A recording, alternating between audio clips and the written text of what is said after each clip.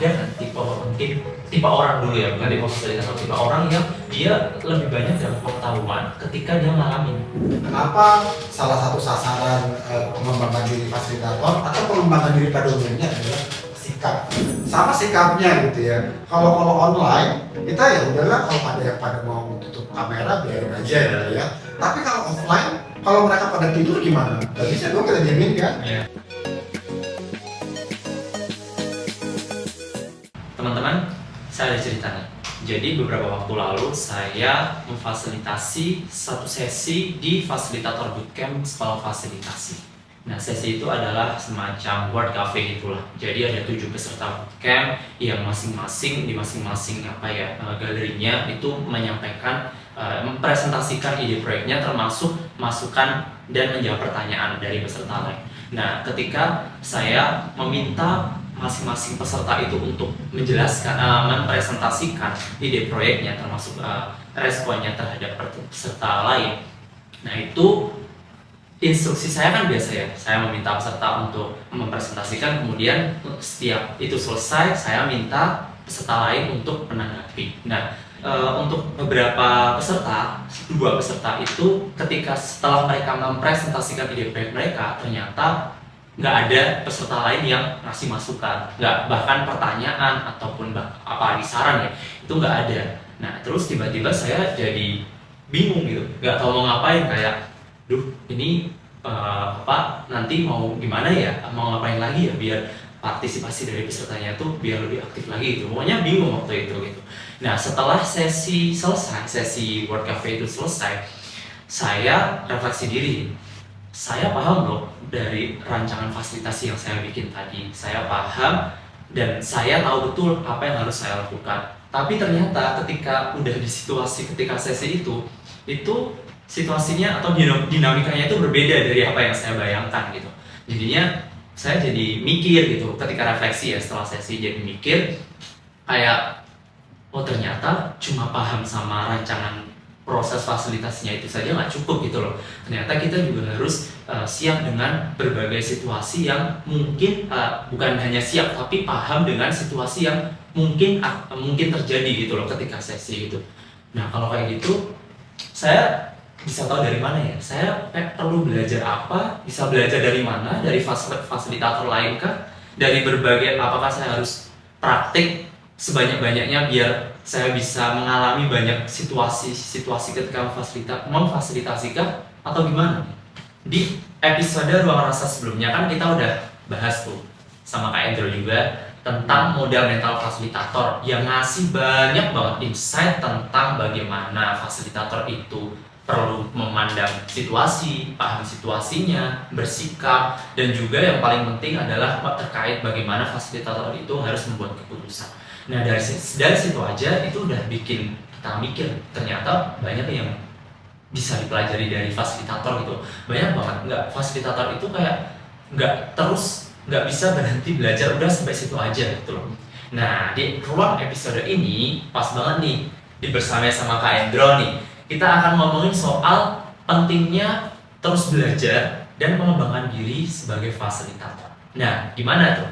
Oke, gimana mengembangkan diri sebagai seorang fasilitator? Pertama, saya mau klarifikasi beberapa atau konfirmasi beberapa hal dulu ya.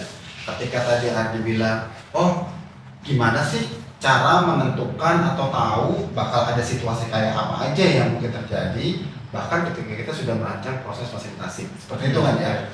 Nah, kalau menurut Ardi, apakah mengetahui situasi yang mungkin terjadi itu lebih berupa daftarnya yang mungkin begini atau yang mungkin terjadi yang saya bayangkan begitu. Jadi kalau menurut Ardi untuk menentukan situasi yang mungkin terjadi, apakah Ardi perlu sederetan daftar itu atau justru Ardi malah perlu menyiapkan apapun situasinya, saya perlu cepat responsif nih, mau yang mana kira-kira yang menurut Ardi perlu? Kalau menurut saya dari saya pribadi ya itu perlu responsif. Karena menurut saya kalau malah membuat daftar, nah kalau nanti udah bikin daftar sebanyak-banyaknya malah ternyata beda banget, itu mah ya kayak useless bro jadinya. Mending responsif aja gitu, jadi apapun situasinya bisa lebih paham gitu. Nah, saya pahami mungkin kebutuhan Adi adalah karena udah lama di sekolah fasilitasi, jadi udah lebih tahu konsep fasilitasi itu kayak apa, kelompok itu seperti apa, dinamikanya seperti apa. Jadi mungkin tadi kalau kata-katanya daftar situasi yang mungkin terjadi, Adi udah semua di kepala gitu ya. Tapi terus mungkin belum cukup pengalaman bagaimana atau bentuk semua situasi itu dalam dunia nyata seperti apa. Makanya katanya tadi perlu lebih bisa responsif ketika situasi terjadi. Nah, jawaban tepatnya adalah menurut saya semua kita nih, semua fasilitator, selain juga percaya diri untuk merespons situasi di depan kita, juga kita perlu tahu kira-kira konsep di balik respon kita itu seperti apa. Jadi nggak cukup sekedar, yang penting saya tiap kali ada situasi saya bisa menghandle-nya gitu ya. Tapi juga perlu menghandle dengan tepat. Nah, tepat itu berdasarkan konsep. Jadi kalau Ardi tadi bilang yang penting saya bisa responsif, berarti sikap saya, keterampilan saya itu mencukupi. Tapi menurut saya semua fasilitator selain sikap dan keterampilannya juga perlu pengetahuan yang mencukupi. Jadi pengetahuan, keterampilan, dan sikap. Nah, kalau Adri mungkin karena pengetahuannya juga banyak, makanya yang diperlukan adalah lebih ke keterampilan dan sikapnya itu seperti apa. Nah, untuk menjawab itu, makanya menurut saya memang penting nih kita di podcast kali ini kita punya latar belakang nih, kita pengen mengenal sesuatu yang baru gitu ya. Bagaimana berdiskusi tapi juga sambil berinteraksi dengan alat-alat fasilitasi gitu ya. Nah, bagaimana kita sebagai fasilitator mengembangkan diri. Oke, nanti kita akan lihat kenapa sih fasilitator perlu mengembangkan diri, termasuk mungkin situasi seperti apa yang mengindikasikan, oh saya sebagai fasilitator ini saatnya nih saya perlu mengembangkan diri, dan apa bentuknya pengembangan dirinya gitu ya. Terus kedua, kita akan melihat kalau di sini tulisannya sih manfaat ya, tapi lebih ke kalau saya mau mengembangkan diri di bagian itu, kira-kira hasil apa yang perlu saya capai. Nah, berarti perlu ada sasarannya nih, manfaatnya apa yang didapat gitu ya. Nah, kenapa itu dua penting? Supaya kita bisa menjelaskan atau kita bisa menentukan. Jadi caranya saya belajar di mana. Nah, mungkin ini yang agak beda dengan yang teman-teman lakukan selama ini. Misalnya contoh, kayaknya kemarin saya fasilitasinya kurang oke deh. Ya udah deh, saya akan belajar ini, pada lupa kenapa dan manfaatnya. Jadi kita akan pakai frameworknya, kenapa perlu belajar, kenapa perlu mengembangkan diri, apa tujuan atau sasaran dan manfaatnya, dan gimana caranya. Gitu ya. Jadi hari ini kita di ruang rasa kali ini kita akan melihat bagaimana pengembangan diri oleh seorang fasilitator itu lewat 3 framework ini. Kita pertama kenapa, berarti kalau kenapa ini juga termasuk kapan sih atau di situasi seperti apa teman-teman ngerasa perlu, kayaknya ini saatnya nih saya untuk perlu pengembangan diri lebih lanjut gitu ya.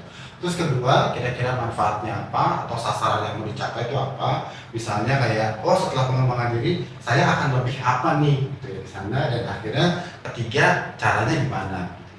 Oke, kita mulai dulu ya. Kenapa fasilitator perlu mengembangkan diri? Jadi, saya dulu ya. Jadi memang fasilitasi itu antara ilmu dan seni ya. Karena dia ilmu, dia bisa tuh dipelajari tanpa dipraktekkan. Itu tadi kita tahu teorinya, kita punya pengetahuannya, kita punya pemahaman konsepnya gitu ya. Tapi sebagai seni, akhirnya dia perlu dipraktekkan. Nah, ketika antara teori dan praktek itu tidak sama, tidak sesuai, atau kok ya tidak seperti yang saya bayangkan, dibayangkan tadi, nah itulah saatnya ketika Ardi dan teman-teman perlu mengembangkan diri lebih lanjut. Jadi itu contoh gampangnya ya. Ketika kita sudah tahu teorinya, tapi terus kemudian belum cukup paham aplikasinya. Jadi mungkin kalau kalian bisa tulis di sini adalah ketika teorinya sudah ada, tapi prakteknya belum ada. Nah itu berarti perlu belajar. Kedua, misalnya teman-teman ngerasa aku udah banyak nih praktek fasilitasi sesi diskusi gitu ya. Tapi terus kok ini tiba-tiba situasinya beda ya. Misalnya kalau kemarin saya sesi diskusi di dalam tim sendiri, tapi kalau hari ini atau besok saya fasilitasi sesi diskusi tim yang lain yang beda. Berarti kan situasinya beda. Apakah pengalaman saya kemarin cukup? Bisa jadi enggak. Nah itulah berarti yang kedua itu ketika situasi fasilitasinya itu berbeda. Nah ini kita perlu belajar nih. Mungkin sebelum kita lanjut, teman-teman perlu juga melihat bahwa belajar ini bukan berarti baca buku ya, walaupun di sini gambarnya itu buku, tapi intinya belajar itu bisa macam-macam gitu ya. Nanti kita lihat gimana caranya. Intinya belajar itu adalah mengembangkan diri, mengembangkan kapasitas gitu ya. Nah, jadi tadi situasinya berbeda, terus kita perlu pengembangan diri lebih lanjut. Apakah berarti kita harus baca buku? Belum tentu. Nah, kita lihat dulu aja ya kenapanya gitu ya. Ketiga, misalnya teman-teman situasinya sama gitu ya. Teman-teman udah pengalaman, tapi terus ternyata dinamikanya gitu ya berbeda. Kalau tadi kan ngomongin situasi berarti konteks yang fasilitasinya. Ternyata dinamikanya berbeda. Contoh misalnya, aku udah tahu nih kalau kelompok ini kira-kira perilakunya kayak gini, dinamikanya seperti itu gitu ya. Mereka dominan dan segala macam. Tapi terus ternyata di kelompok yang lain itu beda. Nah ini kan seperti pengalaman Adi ya. Tadi ya ternyata dinamika kelompoknya tidak seperti yang dibayangkan. Nah itu bisa jadi mengindikasikan Adi perlu mengembangkan diri lebih lanjut. Jadi kalau kita lihat di sini adalah dinamika atau kondisinya itu sudah berbeda. Ini berbeda dari apa? Berbeda dari yang dibayangkan. Oke, sebelum lebih jauh mungkin teman-teman ada yang bingung. Bedanya apa sih situasi sama dinamika? Oke, situasi ini mungkin kita ngomongin konteks gitu ya. Contoh misalnya, tadi kan udah sempat singgung juga ya. Adi biasa memfasilitasi mungkin di online gitu ya. Tapi terus besok, jadi di online tuh Adi jago lah gitu ya. Pokoknya pakai materi, pakai aplikasi ini dan itu bisa gitu ya. Tapi terus tiba-tiba besok misalnya minggu depan diminta fasilitasi offline. Waktu itu berarti di ruangan kan. Dengan berbagai macam alat ini, sementara pesertanya sibuk sendiri gitu ya, dan seterusnya. Itu kalau saya pertama kali fasilitasi offline atau pertama kali fasilitasi online, itu bikin takut, bikin gak pede. Tadi akhirnya bikin bingung kan. Nah itu situasinya yang berbeda. Kalau dinamika mungkin sama-sama online. Misalnya kemarin ada fasilitasi online, hari ini juga online. Bedanya adalah kalau kemarin kelompoknya itu udah dikenal. Tapi hari ini kelompoknya itu baru semua. Nah dinamikanya kan berbeda kan. Atau bahkan kemarin yang difasilitasi walaupun sama-sama online nih, itu kelompoknya lagi tenang-tenang aja. Hari ini nih mau fasilitasi kelompok yang sama, tapi terus mereka lagi ada perselisihan. Dinamikanya beda kan. Nah apakah rancangan proses yang kemarin dengan yang hari ini sama?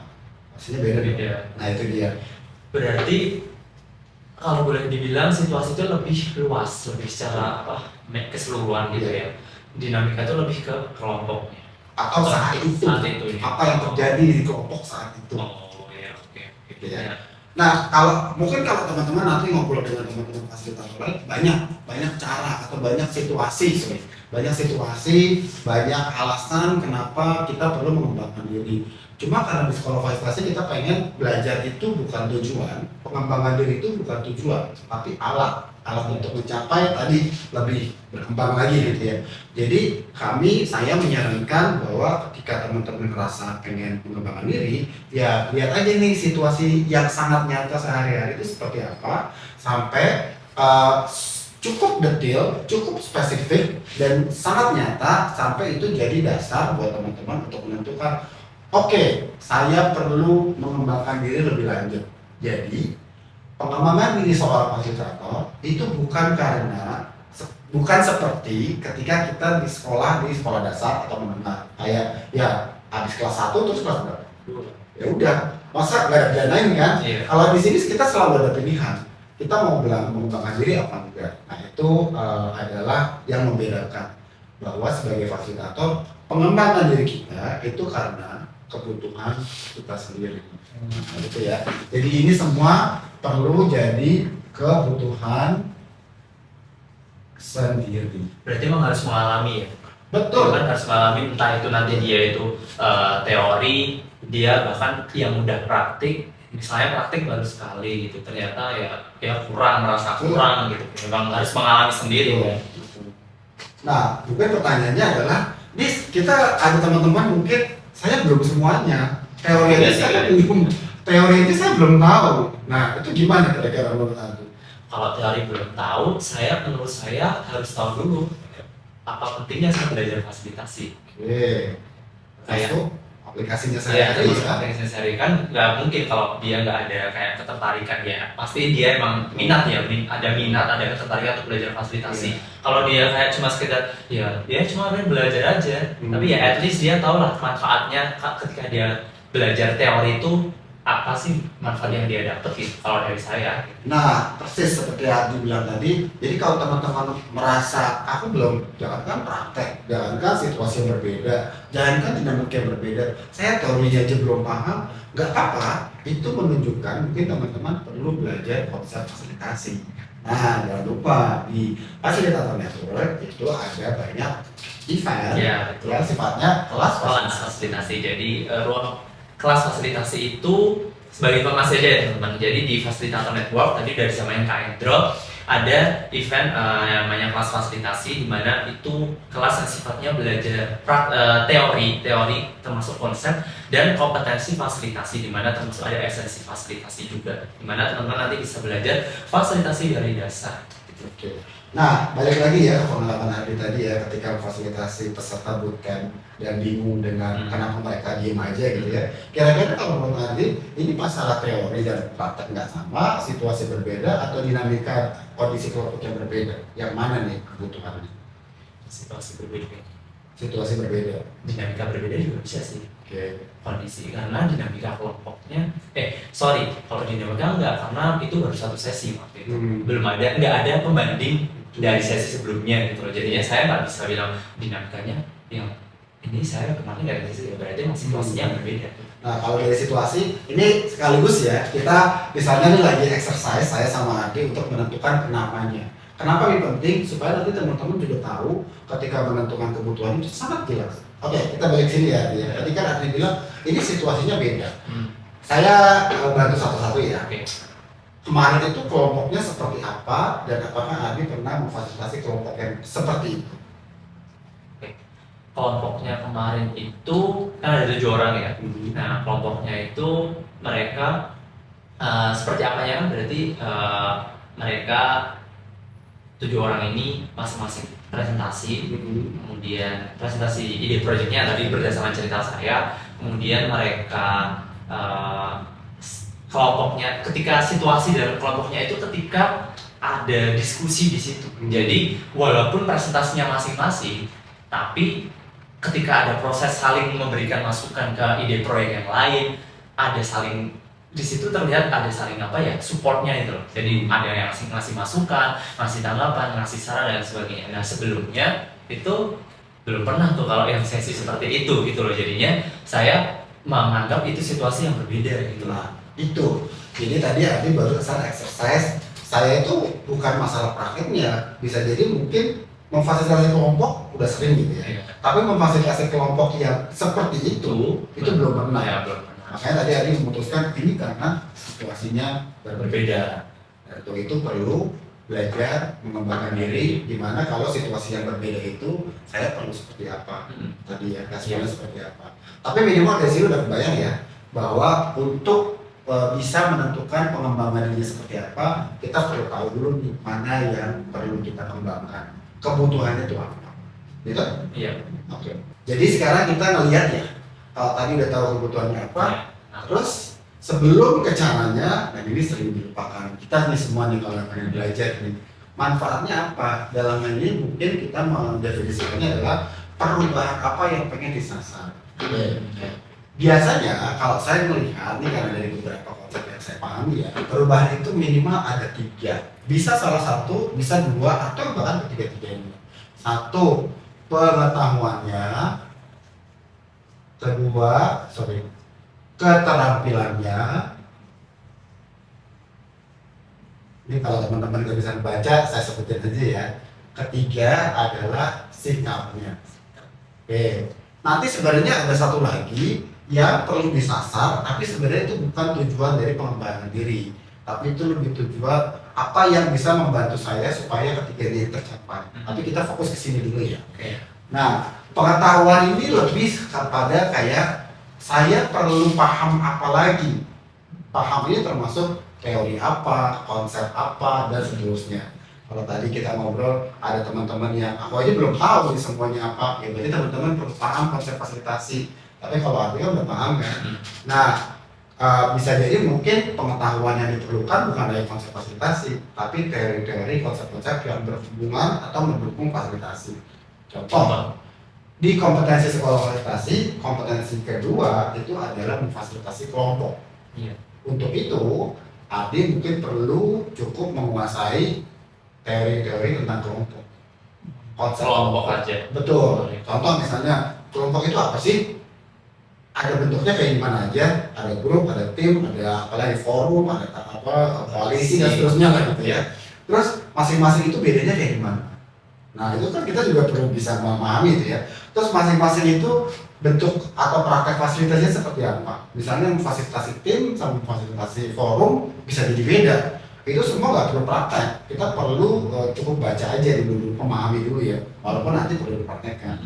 Atau mungkin ketika sebuah kelompok itu difasilitasi, dinamika apa aja yang mungkin terjadi. Nah, ngomongin yang ketiga tadi ya, situasinya ya.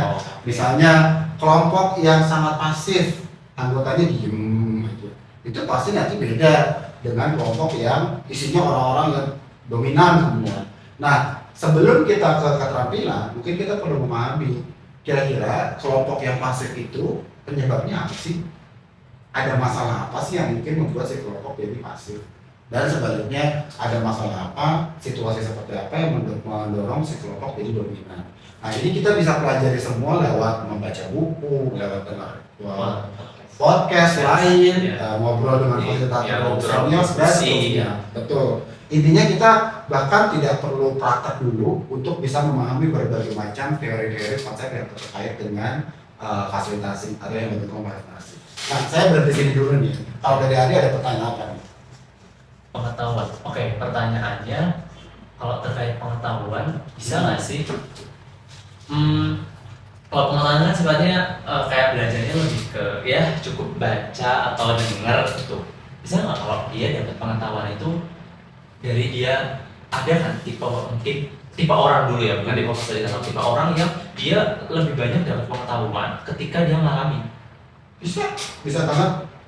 Prosesnya jadi dibalik gitu ya. Ada beberapa orang yang perlu cukup paham dulu dasarnya dan teori dan pahamnya, baru dia keluar, baru praktekkan. Ada juga orang yang saya tuh bingung dengan kebanyakan teori, jadi saya praktek aja dulu, terus dia internalisasi. Nah ada proses namanya internalisasi. Nah itu dia sebenarnya sedang membangun teori ketika dia internalisasi. Misalnya contoh kayak tadi yang bilang, oh kalau si pesertanya begini dan begini, terus si dinamikanya begitu dan begitu, berarti lain kali saya akan fasilitasi caranya begini dan begitu. Nah, lain kali saya akan begini dan begitu, itu adalah teorinya Adri kan. Jadi kayak Adri membangun pengetahuan sendiri lewat pengalaman. Gak apa-apa. Ya. Tapi itu nggak ada antara dua itu nggak ada yang mana yang lebih jelek mana yang lebih baik, nggak ada ya atau tergantung memang preferensi orang beda-beda. Saya pikir sih itu satu preferensi, kedua situasi. Jadi kalau preferensi misalnya ada orang yang nggak pede kalau belum cukup amunisi pengetahuannya, jadi akhirnya dia belajar teori dulu, silakan. Ada juga orang yang nggak suka tadi kebanyakan baca, dia praktek dulu, silakan. Itu preferensi ya. Bisa jadi juga penyebabnya adalah situasi. Misalnya, besok udah mesti praktek nih, tapi terus Adi belum pengalaman, cukup nggak baca buku? Kan baca buku malah ketawa puyeng lagi. Ya udahlah pede aja gitu ya. Yang penting siap, yang penting kalau salah yang nyengir aja gitu ya istilahnya. Abis itu baru saya belajar. Nah itu bisa jadi preferensi, bisa juga situasi tidak mendukung Adi untuk menguasai pengetahuannya dulu karena langsung praktek. Oke, nah tadi kan sasarannya yang pengetahuan ya. Ada konsep, ada teori, ya macam-macam lah belajarnya bisa ada ya intinya sebenarnya teori, konsep teori. Nah, terus kalau yang sasarannya keterampilan ini seperti apa? Oke, sebenarnya tadi Adi seperti cerita juga ya waktu ada situasi ketika ngerasa kayaknya akhirnya saya perlu belajar lebih lanjut atau mengembangkan diri. Ya. Keterampilan itu intinya adalah ketika kita sudah tahu caranya tapi terus belum tahu gimana mempraktekannya, nah itulah keterampilan. Jadi udah bisa dibilang betul. Jadi keterampilan itu syaratnya adalah kita harus tahu dulu gimana nya. Itulah kenapa perlu ada pengetahuannya. Tapi kemudian mungkin kita belum pernah mengaplikasikannya, belum pernah mempraktekannya. Jadi keterampilan itu adalah apapun yang perlu kita praktekkan dalam situasi yang berbeda-beda tadi, tapi dengan tepat. Nah, itulah keterampilan gitu ya. Contoh gampang, tadi kan Andi bilang, aku udah bisa merancang prosesnya ya, apa pakai Word Cafe atau Gallery Walk atau apapun lah gitu ya. Aku udah terbayang lah gitu ya. Tapi terus misalnya belum pernah melakukan, ya itu tahunya udah dapat. Apakah sudah terampil? Belum. Tapi kemudian misalnya ketika sudah mempraktekkan, jadi nanti Adi udah tahu, oh aku tahu Word Cafe itu kayak gimana, saya pernah ngalamin, saya pernah mempraktekannya langsung gitu ya. Nah itu dianggap sudah mulai terampil atau bahkan sudah terampil gitu ya. Biasanya nanti ketika kita dianggap sudah terampil, itu kita sudah bisa membangun teori sendiri. Contoh, misalnya, oh saya tahu Word Cafe itu intinya adalah nanti pesertanya dibagi jadi beberapa kelompok dan mereka akan pindah dari satu meja ke meja lain, misalnya gitu ya. Tapi terus karena Adi udah mempraktekkan, Adi juga nambah nih teorinya bilang bahwa oh selain mereka pindah, mereka juga ketika pindah itu mereka perlu juga membawa sesuatu untuk mencatat apapun masukannya. Nah itu kan tidak ada mungkin di teori tentang Word Cafe, tapi Adi membangun teori itu, konsep itu dari praktek langsung. Misalnya tadi, jadi kalau untuk Word Cafe berikutnya, jangan lupa ya siapin meta plan atau post-it supaya ketika peserta memberi saran ke orang yang dikunjungi, mereka mencatat juga. Gitu. Nah itu pengetahuan itu didapat karena praktek kan. Nah itu adalah keterampilan yang Adi dapat karena praktek dan kemudian mempercaya pengetahuan Adi tentang. Oke, berarti bentar, saya ada yang penasaran nih. Kalau dia membangun teori dari ketika dia praktek tampilan itu tadi, ada kemungkinan nggak teori yang dia bangun dari praktek itu nggak relevan atau kontras malah sama berbeda? Iya, berbeda dari pengetahuan dasarnya. Bisa banget. Itu sebenarnya buat saya itu konsep dasar ilmu pengetahuan bahwa semua teori itu bisa disalahkan, bisa falsifiable lah bahasanya gitu ya. Cuma memang kita sebagai fasilitator tujuannya pengalaman keterampilan ini bukan untuk menyalahkan teori, cuma memang untuk melihat, bahasa saya ya adalah bagaimana sebuah konsep, sebuah teori itu bisa berbeda dipraktekkan di situasi dan dinamika yang berbeda. Jadi bukan salah, cuma beda aja sih. Beda aja. Iya. Tapi sifatnya saling melengkapi kan. Melengkapi yang pengetahuan dasarnya gitu. Nah sekarang mungkin dari sini aja dulu ya. Adi mungkin nggak kebayang ya. Orang yang punya pengetahuan, fasilitator yang pengetahuannya cukup, itu udah luar biasa bisa menjelaskan berbagai hal.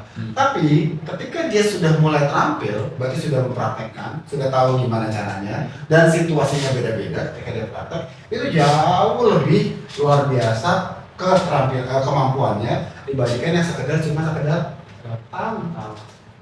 Karena emang feel-nya beda ya, udah memang pengetahuan yang benar-benar kayak bermanfaat. Ada yang bilang pengetahuan bermanfaat kalau ketika dia aplikasikan. Gitu kan. Iya. Bukan cuma beda, tapi dia bisa menentukan nuansa yang beda dari pengetahuan itu. Contoh kayak tadi, misalnya nih, tadi saya asumsikan itu pengalaman pertama mempraktekkan pakai Word Cafe misalnya ya. Terus besok mempraktekkan lagi tapi kelompoknya beda.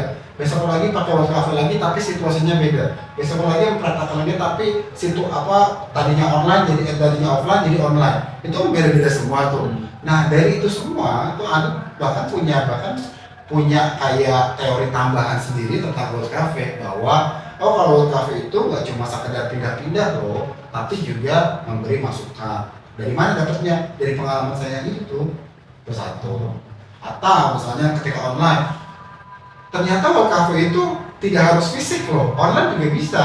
Misalnya pakai breakout room, itu kan pindah secara virtual kan.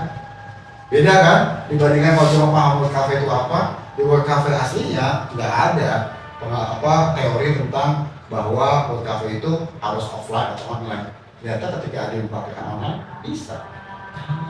Berarti fasilitator yang lebih banyak, dia udah mengalami banyak di situasi dinamika kelompok yang berbeda dan dia bisa membangun teori dari situ, makin kesana sense of fasilitasnya itu lebih apa ya? Lengkap Daripada yang cuma sekedar tahu pengetahuannya doang. lebih kaya kalau bahasa saya gitu. Itulah kenapa pada akhirnya fasilitas itu harus diaplikasikan. Kalau nggak dapet itu tadi kalau dibilang feel-nya. Iya. Oke, tadi keterampilan ya. Berarti keterampilan itu adalah intinya gimana si teori itu diaplikasikan dan dipraktekkan di dunia nyata. Oke? Ada pertanyaan kan terkait yang ini? Belum. Cukup ya? Oke, nah tadi kan udah ya kita ngomongin sasaran, pengetahuan, sama keterampilan gitu. Nah menurut saya ini tuh kayak udah cukup gitu loh, pengetahuan, keterampilan. Emang perlu apa lagi? Nah di sini tapi ada sasarannya ke sikap juga gitu. Nah apakah kaitan sama pengembangan diri ya? Apakah saya itu harus jadi orang berbeda kalau sasarannya di sini sikap itu? Terus contohnya kayak gimana? Oke, ini juga sering banget ditanyakan gitu ya. Kenapa salah satu sasaran pengembangan diri fasilitator atau pengembangan diri pada umumnya adalah sikap. Ini mungkin dari teori bahwa pengetahuan itu apa yang ada di kepala kita, gitu ya. Keterampilan apa yang ada di tangan kita, jadi apa yang kita lakukan. Sikap, berarti apa yang ada di dalam hati kita. Nah, saya yakin pasti teman-teman juga sepakat gitu ya. Apapun yang kita pikirkan, apapun yang kita lakukan, kalau perasaan sikap lah ini, sikap kita itu tidak mendukung dengan pengetahuan dan keterampilan kita, mungkin kita tidak akan melakukannya dengan lebih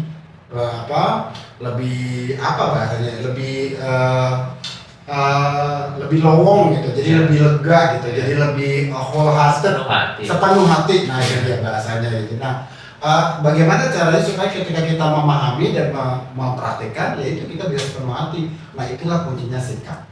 Contoh misalnya gini, kalau misalnya kemarin ya, contoh Adi tadi ya, Adi kan menemukan situasi ketika kelompoknya diminta diskusi pada diam aja gitu ya, pada pasif gitu ya. Nah, misalnya di hatinya Adi atau di kepalanya Adi memikirkan bahwa oh peserta ini nggak pernah salah kok, peserta ini cuma mereka bingung. Ya, sikapnya begitu ya. Sikapnya adalah bahwa pesertanya bingung gitu ya. Pasti mungkin ya responnya Adi adalah oh ya udah, kalau teman-teman bingung dengan instruksinya, saya ganti ya pertanyaannya jadi begini gitu ya. Nah mungkin mereka kemudian akhirnya jadi lebih paham dan akhirnya lebih mempraktekkan berpartisipasi. Tapi kalau mungkin misalnya di fasilitator lain menghadapi situasi yang sama, tapi sikapnya dia adalah peserta itu emang gak tahu apa-apa, peserta itu mohon maaf bodoh gitu ya, sikapnya begitu ya. Ya mungkin ketika pesertanya diem pada pasif, dia ngomel-ngomel. Kalian gimana sih, udah dikasih waktu, udah dikasih kesempatan, kok pada nggak ada ngomong, ayo dong belajar. Nah itu beda banget kan sikap, karena sikap dia terhadap peserta itu beda, kedua fasilitator tadi, akhirnya keterampilannya, prakteknya juga beda. Itulah kenapa sikap kita kadang-kadang perlu dikalibrasi kalau menurut saya. Dikalibrasi itu berarti disesuaikan ulang dengan konsep fasilitasi. Nah, sama ini tadi sebelumnya. Tadi kan sikap tadi Kak Endro kan nyebut contohnya itu tadi ya. Sikap dua contoh fasilitator yang menyikapinya dengan berbeda.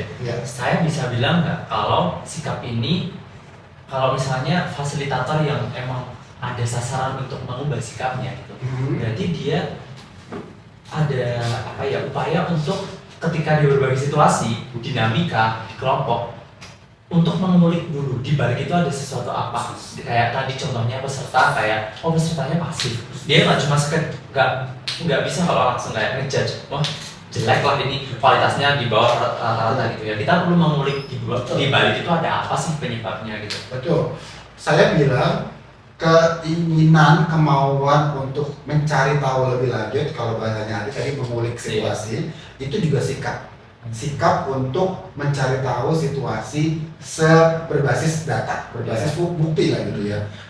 Bisa jadi nanti fasilitator yang lain yang tidak seperti yang aku bilang, sikapnya dia adalah apapun yang dilakukan peserta pokoknya saya yang paling benar.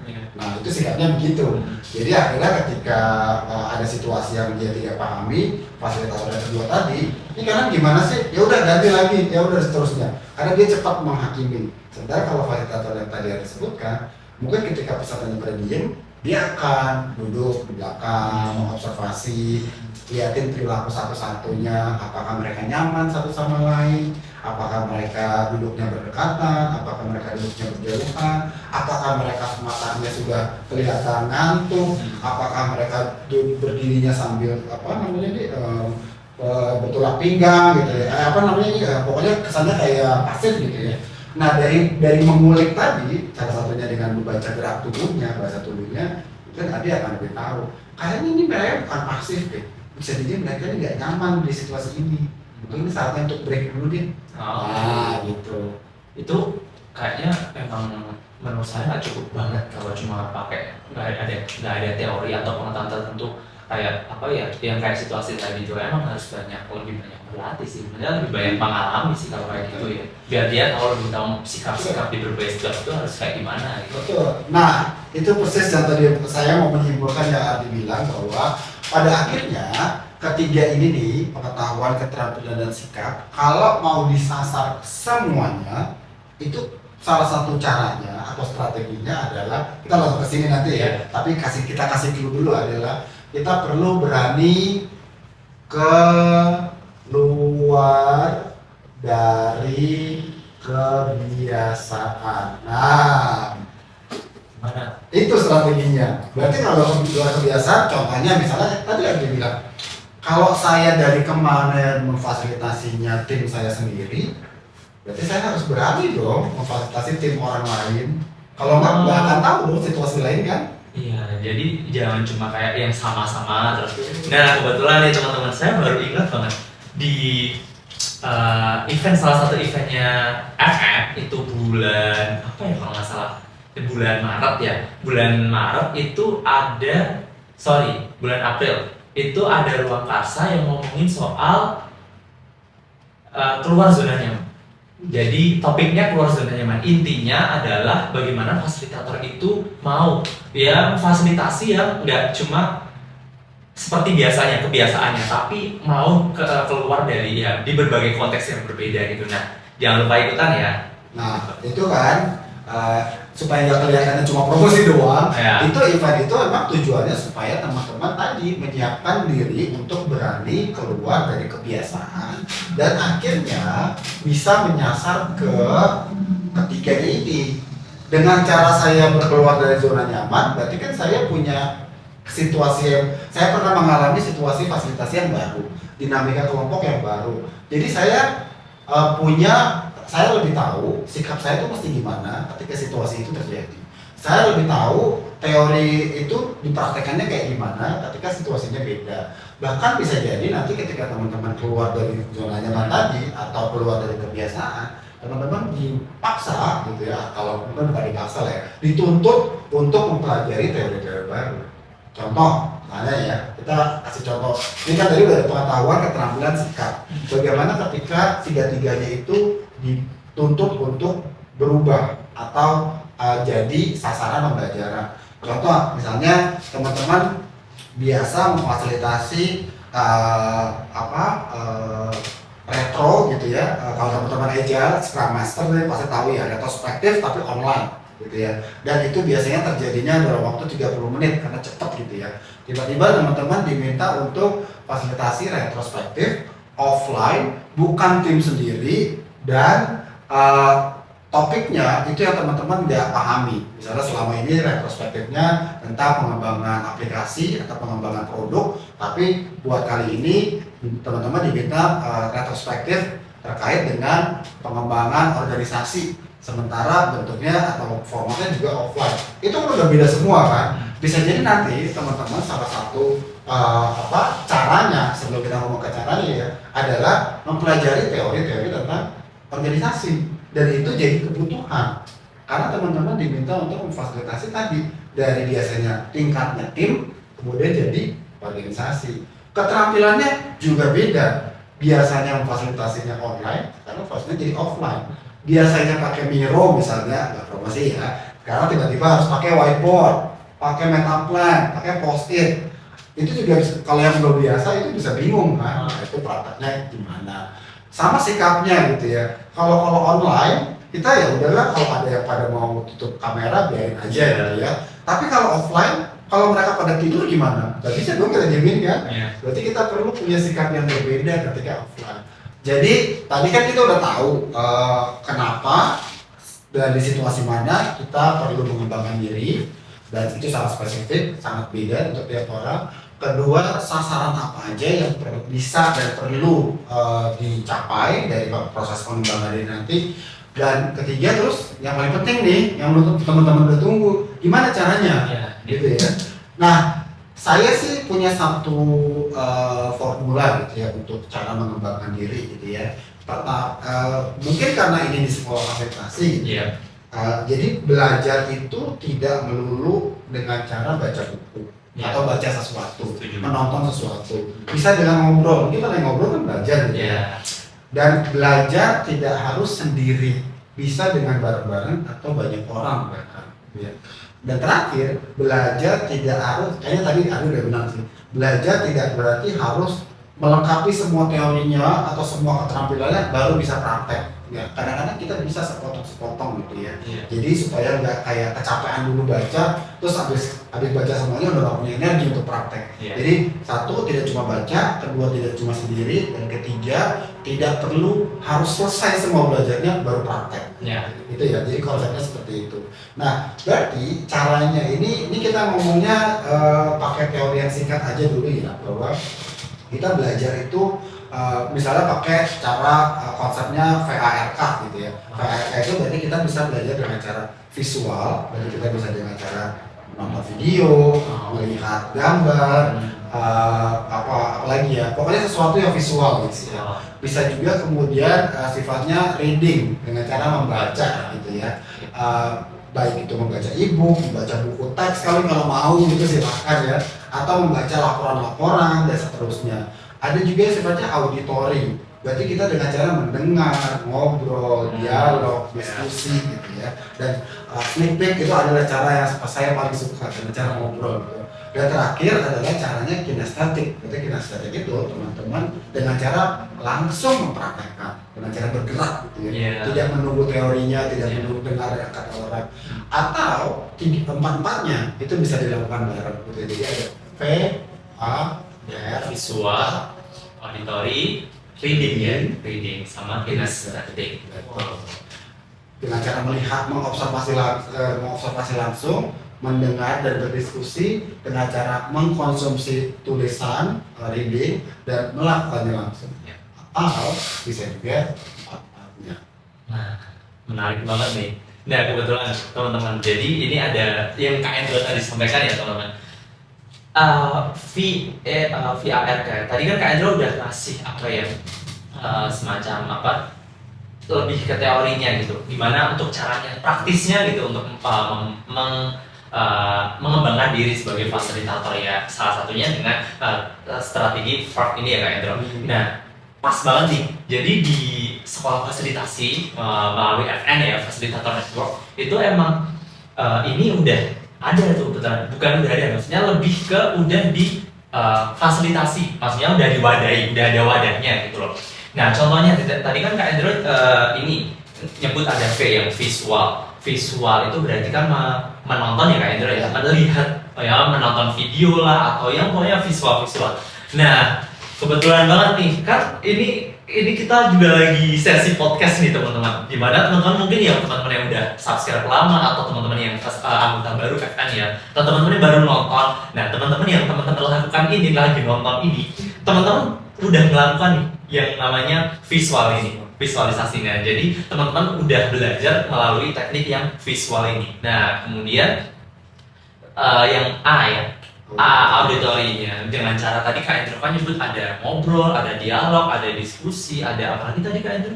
Ya bisa juga lewat kolaborasi. Nah kolaborasi. Nah tadi yang paling menarik nih tentang ngobrol, diskusi. Nah kebetulan di Fasilitator Network, kalau mungkin teman-teman yang udah tahu maupun yang baru tahu atau yang belum tahu, di Fasilitator Network juga ada tuh yang namanya Ruang Karsa. Nah itu eventnya khusus Fasilitator Network yang mengundang tamu dari teman-teman fasilitator di anggota FN untuk cerita pengalamannya selama ini dalam fasilitasi. Nah, di situ apakah kita cuma dengerin si tamu ini buat cerita terus kita cuma diem aja? Enggak. Di situ teman-teman punya ruang yang sebebas-bebasnya untuk ngobrol sama fasilitator sama tamunya. Misalnya teman-teman pengen sharing, diskusi atau berbagi pengalamannya, terus cari tipsnya, cari solusinya bareng-bareng, boleh banget. Itu ruang laksa adalah tempat yang tepat untuk teman-teman belajar secara auditori. Kemudian ada reading juga nih. Reading ini kan berarti kita baca. Nah, di fasilitator network juga ada tuh yang namanya buletin ruang cipta. Dimana di buletin itu tuh banyak banget, nggak cuma isinya kayak hal yang bersifat teori, konsep gitu ya tadi kata Kak Endro, tapi juga menyajikan ada cerita pengalaman fasilitator, ada profil fasilitator ya yang udah sukses misalnya, kemudian ada tips juga, nggak cuma itu, ada update, misalnya update terbaru tentang fasilitasi, misal ada event apa nih, mungkin perlu teman-teman ketahui, mungkin perlu teman-teman ikuti juga terkait event-event terbaru di situ. Nah, di sini ada ruang cipta udah fasilitasi teman-teman nih melalui salah satu tekniknya yaitu reading ini. Nah, kemudian juga ada yang di sini kinestetik. Nah, kinestetiknya ya teman-teman. Yang kinestetik gimana caranya biar kita tuh bisa mengalami langsung. Nah, di fasilitator network juga ada tuh yang namanya laboratorium fasilitasi. Mungkin teman-teman bertanya, kok namanya laboratorium? Ya, jadi itu adalah wadah buat teman-teman bisa praktik langsung, baik ya praktik bersama-sama ya tentunya ya, bareng-bareng sama teman-teman lain untuk mempraktikkan fasilitasi buat teman-teman yang entah baik yang udah praktiknya baik yang udah berpengalaman atau belum pernah sama sekali. Nah, itu di live fasilitasi itu memadai teman-teman buat praktik fasilitasi secara langsung ya. Buat apa tujuannya tadi itu teman-teman, biar secara pengetahuan, secara keterampilan, secara sikap itu dari tiga-tiganya itu bisa terpenuhi ketika teman-teman bisa mengalami langsung. Jadi kan pengalaman teman-teman juga bisa lebih beragam, lebih kaya. Bukan begitu Kak Endro? Iya, nah dan tadi semua ngomongin itu dalam konteks kelompok kan, baik itu dengan nonton itu semua kan kelompok. Kalau misalnya ya saya mewakili teman-teman, aduh Kak Ardi, aku tuh masih malu-malu, masih gak pede kalau masuk ke belajar di dalam ruang besar. Gimana tuh? Saya pengen ada ada pendampingan yang khusus buat saya sendiri. Nah, pas banget nih. Jadi kita nggak bisa mengasumsikan semua orang itu mau ya, maksudnya mau kalau untuk nyaman atau dalam berkelompok itu kan macam-macam ya namanya manusia. Buat teman-teman nih kalau misalnya pengen deh kayak pengen praktek, pengen misalnya praktek ya mengaplikasikan fasilitasi, tapi pengennya ya sendirilah, ada face to face dibantu, ada pendampingnya gitu. Nah, kebetulan di fasilitator network juga ada nih agenda eventnya di 2025 ini ya teman-teman, dicatat nih. Nah, ada yang namanya klinik fasilitasi. Jadi di klinik fasilitasi itu teman-teman ya akan didampingi secara mentor di situ yang akan mendampingi teman-teman membantu mencarikan solusi. Misalnya teman-teman ada masalah ketika fasilitasi, aduh punya masalah di fasilitasi gimana ya, belum ketemu solusinya, mentok nggak tahu mau gimana lagi, bingung gitu.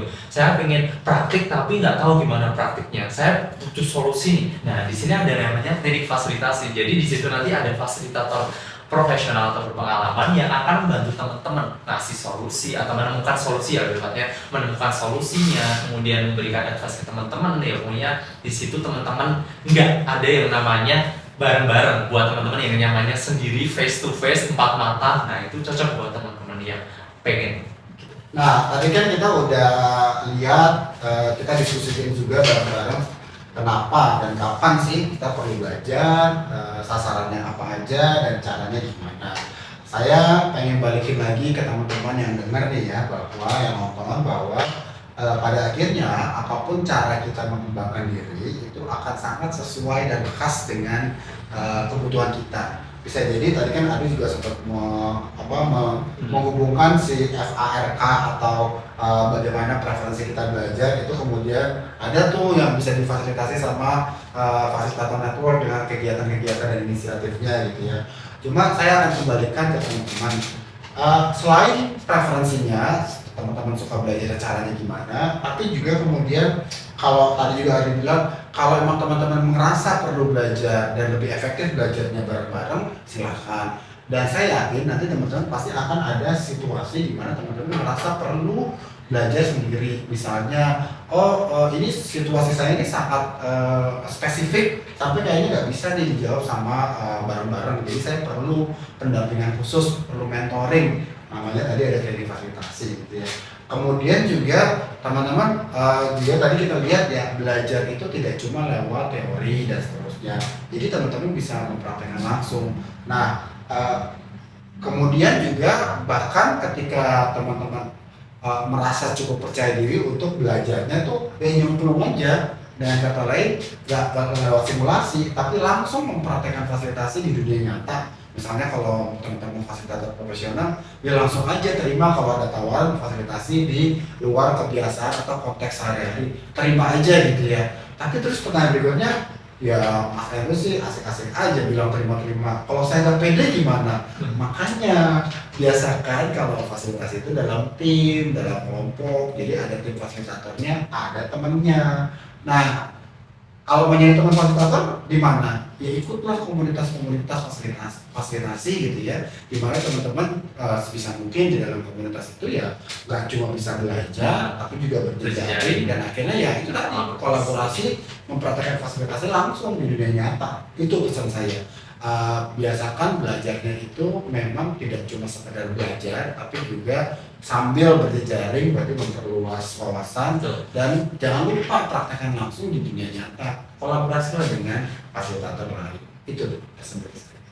Nah, tuh dari Kak Endel pesannya. Nah, itulah kenapa nih teman-teman, buat teman-teman yang mau belajar lebih banyak tentang fasilitasi, itu tuh nggak cukup loh kalau cuma dari buku, tapi teman-teman juga perlu belajar dari teman-teman fasilitator yang lain, dari ngobrol, dari diskusi, dari dialog, kemudian dari bertemu ya, berkolaborasi juga, nah atau kelas mungkin dan lain sebagainya. Nah, buat teman-teman yang mau belajar itu tadi, tapi nggak cuma sekedar belajar, tapi yang lebih bermakna lagi, berjejaring tadi kata Kak Endro, berjejaring dengan fasilitator lain, kemudian dan juga berkolaborasi. Nah, makanya join Fasilitator Network dengan cara sign up di ff.sekolahfasilitasi.com.